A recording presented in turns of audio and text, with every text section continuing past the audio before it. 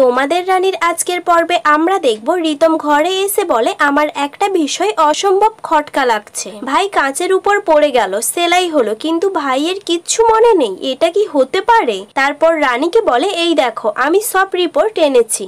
এরপরে রানী দুর্জয়ের স্টিচের ফটোটা পায়। রানী বলে এই ছবিটা দেখে স্পষ্ট বোঝা যাচ্ছে সার্জিক্যাল নাইফ দিয়ে স্ট্রেট কাটা হয়েছে। রিতম বলে তাহলে আনিসা ভাইয়ের সাথে গোপনে কিছু করেছে। রানী বলে দুর্জয়ের ক্ষতটা আগে শুকিয়ে যাক, তারপরে দেখছি। এদিকে আনিসা ইয়ারফোন লাগিয়ে বলে এখন থেকে তোর শ্বাস প্রশ্বাস সবকিছুর আওয়াজ আমি শুনতে পাবো জয়, এমনকি তোর বাড়ির লোক কি চাই সবটা, আর তুই চাইলেও আমার কাছে কিচ্ছু লোকাতে পারবি না। তারপরে রানীর ঘরে দুর্জয় এসে দরজা খুলতে বলে। দুর্জয়ের বলা এই কথাটাও আনিসা শুনতে পায়। দুর্জয় ঘরে ঢুকে রানীর আগের শাড়ি ও বই বের করে। রানী ভাবে এইসব এখন গেস্ট রুম থেকে এই ঘরেও সরানো হয়েছে। দুর্জয় রানীর কাপড় বই জড়িয়ে ধরে রানীর কথা ভাবতে থাকে। দুর্জয় বলে এগুলো আমার স্ত্রীর জিনিস।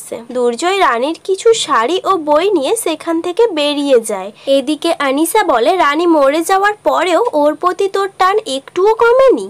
এরপরে দুর্জয় ড্রেসিং করতে বাড়িতে ডক্টর আসে। এটা রানী দরজার বাইরে দাঁড়িয়ে দেখতে থাকে। হঠাৎ করে পিঙ্কিও রানীর পেছনে এসে বলে আমি তো জানতাম তুমি এ বাড়িতে বাচ্চা দেখার দায়িত্বে ছিলে, তাহলে এখানে কি করছো? রানী বলে কি যে বলছেন আপনি, নার্স দিদি যে কি করছে সেটাই আমি দেখছিলাম। পিঙ্কি বলে শম্পা তুমি জয়ের নার্সিং হোমে কি করতে গিয়েছিলে? পিঙ্কি বলে তোমাকে দেখলে মনে হয় তোমার মধ্যে অনেক রহস্য লুকিয়ে আছে। রানী বলে ওটা যে বাবু হসপিটাল সেটা তো আমি জানতামই না।